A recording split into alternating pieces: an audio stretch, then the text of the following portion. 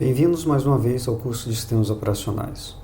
O tema da nossa aula de hoje é uma introdução ao gerenciamento de memória, ou seja, como que o sistema operacional gerencia a memória do nosso computador. O módulo de gerenciamento de memória do sistema operacional tem as seguintes funções. Primeiro, ele deve saber a cada instante qual é o estado de utilização de cada uma das posições da memória do computador. Segundo, ele deve determinar que técnica e política deve ser empregada para se alocar a memória à medida que os processos são solicitados para serem executados e também eles alocam memória no sistema. E, por fim, ele deve determinar a técnica e política de recuperação da memória, ou seja, uma vez que a memória é liberada, quer porque o processo libera a memória durante sua execução, quer porque ele termina a sua execução, o sistema operacional deve então liberar essa área de memória que estava alocada ao processo. Tá? Então, os primeiros sistemas operacionais, como a gente viu no histórico dos sistemas operacionais, eles surgiram na década de 50. Né? E no começo, os sistemas operacionais não ofereciam nenhuma abstração de memória. Ou seja, a memória era totalmente alocada ao processo que seria executado pela máquina. Né? Então, se a gente olhasse uma radiografia da memória nessas máquinas, nós tínhamos o sistema operacional ocupando uma parte da memória, e o restante da memória do computador era integralmente alocada a um único programa do usuário. Ou seja, não havia multiprogramação.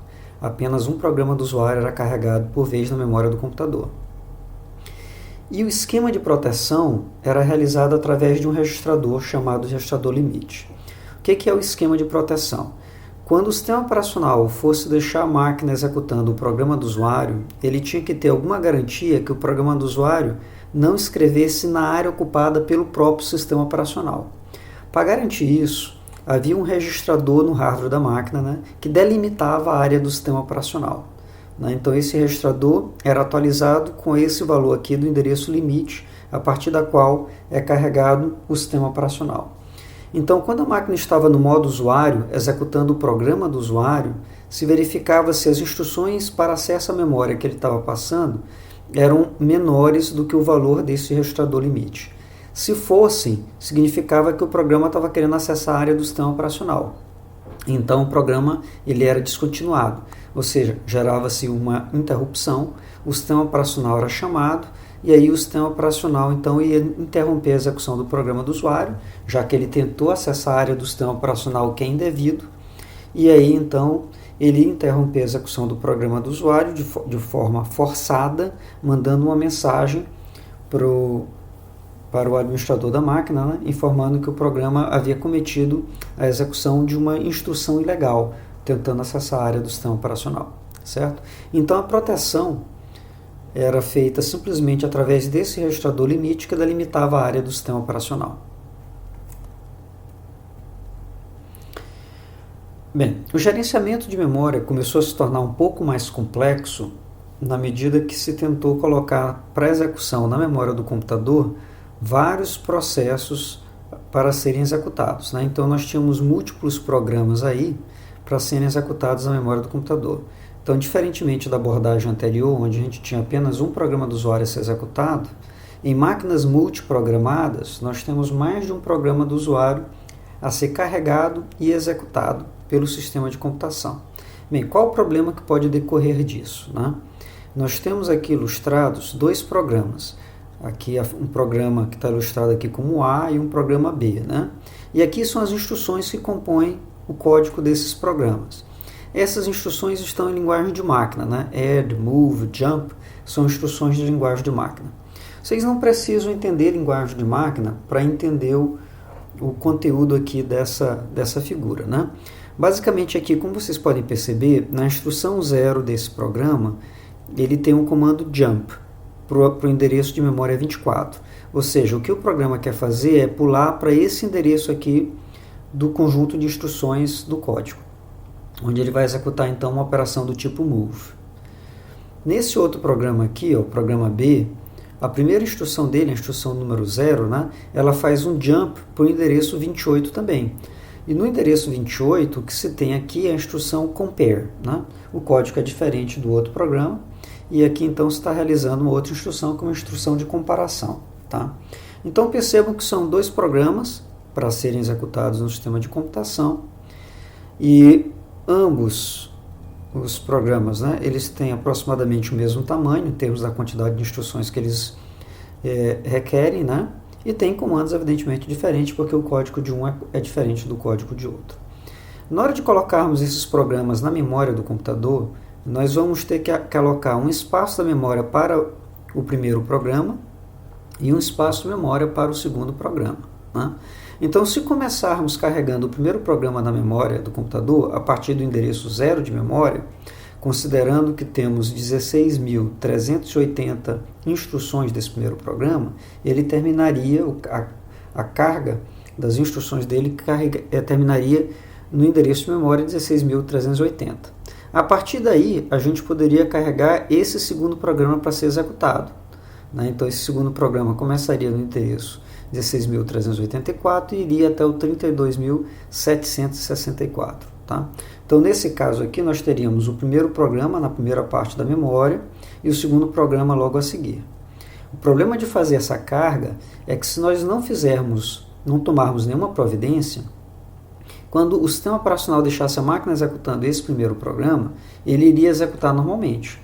Mas quando o sistema operacional deixasse a máquina executando o segundo programa, algumas situações estranhas aconteceriam.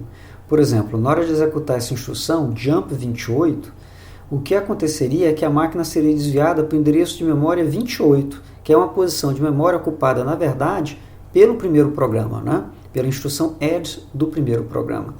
Então, o código do segundo programa estaria desviando o fluxo da sua execução, não para o endereço 28 dele, né, que seria essa instrução compare, e sim para um código de um outro programa que estava carregado na memória do computador, que seria o primeiro programa, né? Então, como podemos perceber, isso evidentemente causaria um problema, um erro na execução do segundo programa. Nesse caso, é necessário que a gente forneça, que o sistema operacional forneça uma abstração de memória para os processos que estão sendo executados na máquina.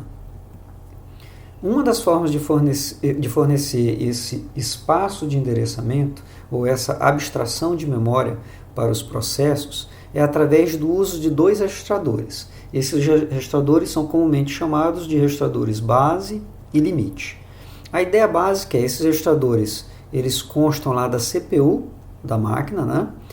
E o registrador base ele vai ser carregado com o ponto de carga inicial das instruções do programa que está sendo executado na máquina naquele momento. E o registrador limite ele vai conter a quantidade de posições de memória que aquele código está ocupando, né? Então você veja que o endereço inicial de carga aqui do programa 2 é o endereço 16.384 e a quantidade de instruções que ele contém são 16.384 instruções. Isso é apenas uma coincidência, tá? No exemplo que está sendo ilustrado. Então, quando o sistema operacional fosse deixar a máquina executando aqui o programa 2, ele deve atualizar o valor dos registradores base e limite para que eles reflitam o ponto de carga, né? Quer dizer, a região da memória ocupada pelo programa que vai ser executado, que nesse caso é aquele segundo programa, né? E aí, toda vez que esse programa que está executando passar um endereço de memória para ser acessado, a CPU da máquina deve pegar o endereço de memória que foi passado e somar a esse endereço o valor do registrador base. E aí, então, ele acessaria corretamente a instrução compare, que é o endereço 28 dele, a partir do ponto onde ele foi carregado. Como ele foi carregado a partir do endereço 16.384, o endereço 28 dele corresponde ao endereço 16.412, certo? Então, isso permitiria que o programa fosse executado normalmente, sendo carregado a partir do endereço 16.384. Quando o sistema operacional interromper a execução desse programa e deixar a máquina executando esse outro programa aqui embaixo, ele deve atualizar o valor dos registradores base e limite da CPU. Ele colocaria o valor 0, que é o ponto de carga inicial desse programa, e colocaria como registrador limite o tamanho do programa, que por coincidência é também 16.384, né? De maneira que a CPU, durante a tradução de endereço passado pelo programa para acessar o endereço correto da memória, ela somaria o valor passado ao valor do base. Nesse caso, como o valor base estaria com o valor 0, ele somaria 0 com o valor 24 e acessaria corretamente a instrução move, né, que corresponde à 24ª instrução, né, desse programa que está sendo executado. Perfeito? Então, toda vez que houver uma troca de contexto de um processo para outro, o sistema operacional atualiza os valores dos registradores base e limite da CPU para que eles apontem para a região de memória ocupada pelo programa que vai estar em execução na máquina naquele instante. Tá?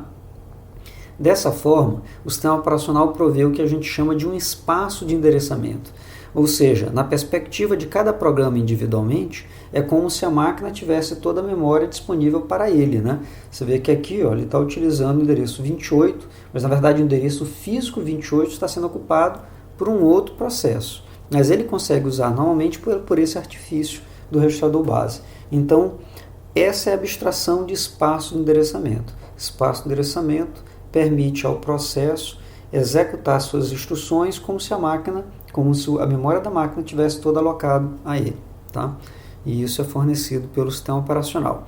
Nesse nosso exemplo aqui, através desse par de registradores que devem estar presentes no hardware da máquina, da CPU da máquina, mais a operação que também é feita pela CPU da máquina de somar o endereço que é passado pelo programa em execução com o valor do registrador base para só então mandar esse endereço resultante para o módulo de memória para que ele seja acessado. A gente chama do endereço resultante aquele endereço que é feito após o cálculo do 24 mais o registrador base, a gente chama esse endereço de endereço real. E a gente chama de endereço virtual o endereço que é passado aqui pelo programa. Né? Então, o endereço 24 para esse programa aqui corresponderá, né, ao valor somado pelo registrador base do programa, e aí então isso gera um endereço real a ser acessado na memória do computador, certo? Então esse é o conceito de espaço de endereçamento, e essa é uma das formas de se prover esse espaço de endereçamento, através dos registradores base e limite, mais a operação que soma o endereço passado pelo processo ao valor do registrador base para se encontrar um endereço real que deve ser acessado na memória do computador. A gente vai ver mais para frente outras formas de prover espaços de endereçamento que são um pouco mais sofisticadas, né?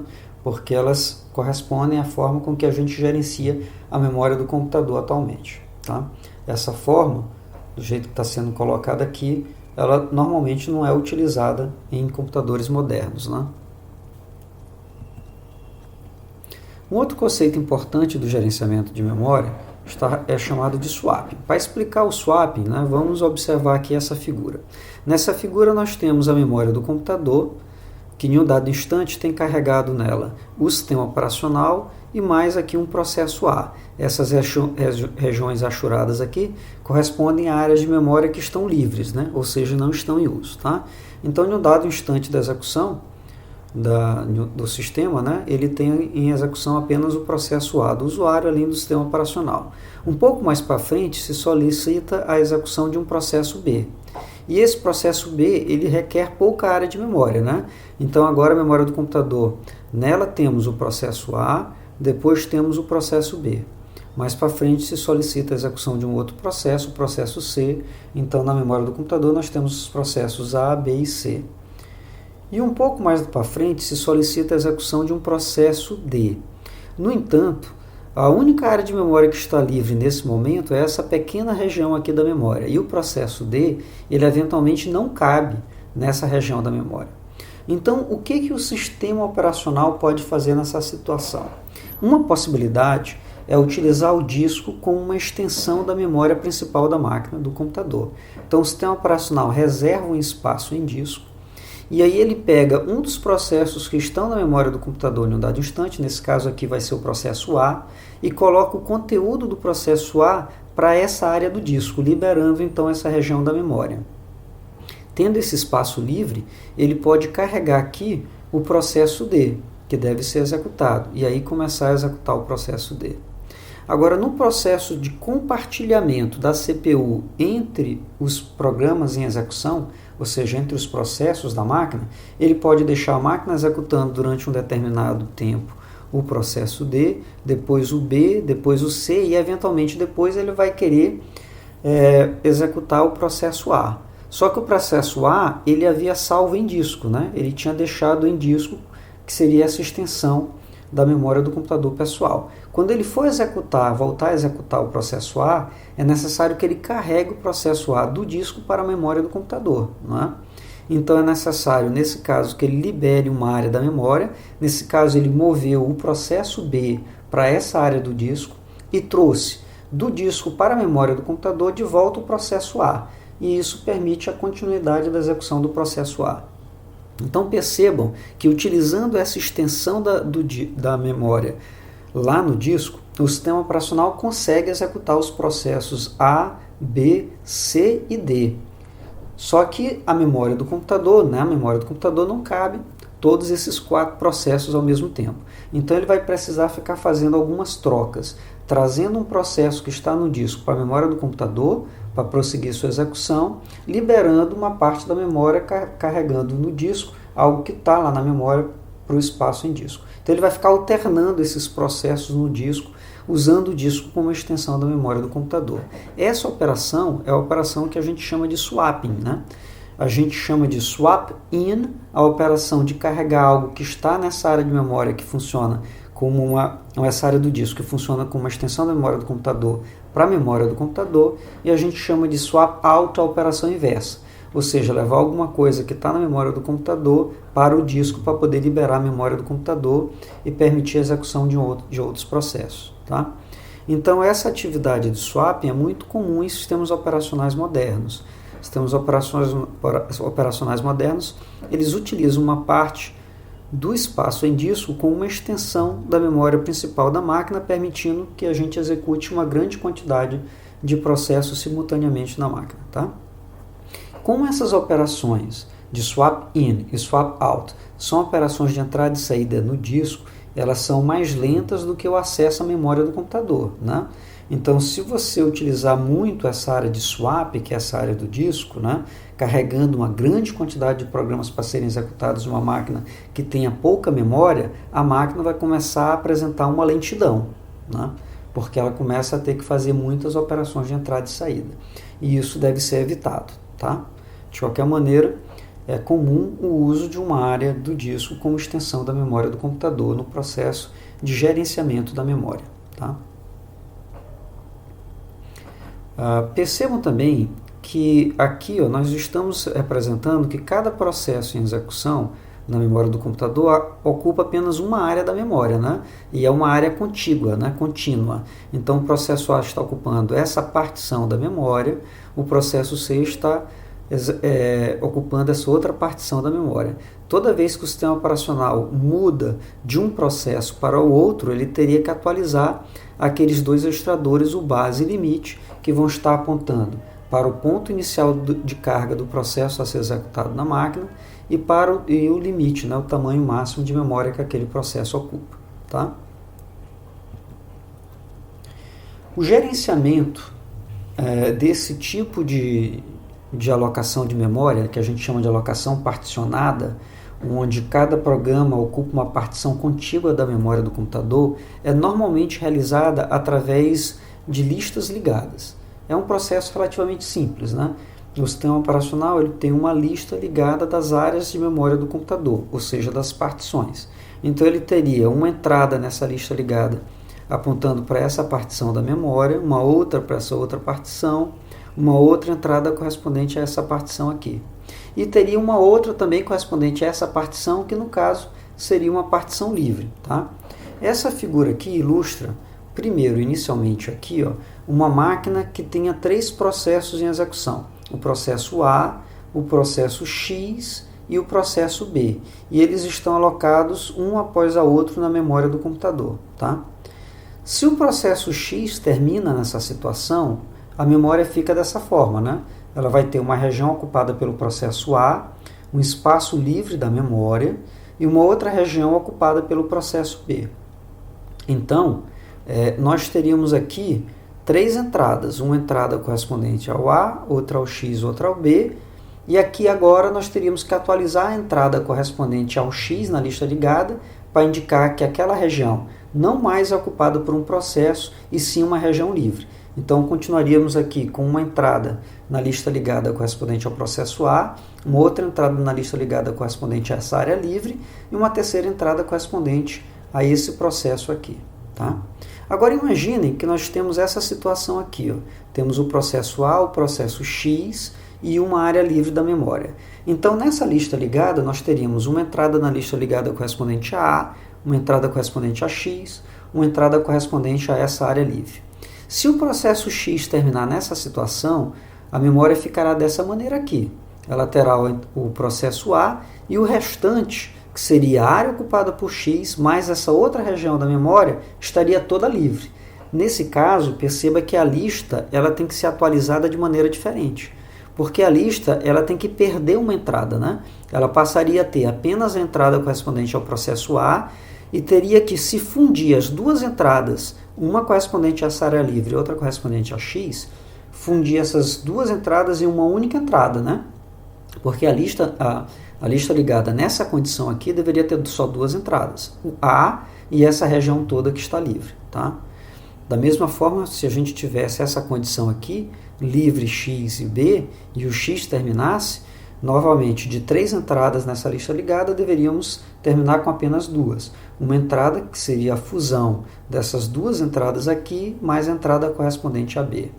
Finalmente, nessa situação onde teríamos livre X e livre, 3 entradas, uma entrada livre, uma entrada correspondente a X e uma entrada correspondente a livre, as 3 entradas deveriam ser fundidas em uma única entrada, porque agora nós temos uma única região contígua toda livre na memória do computador.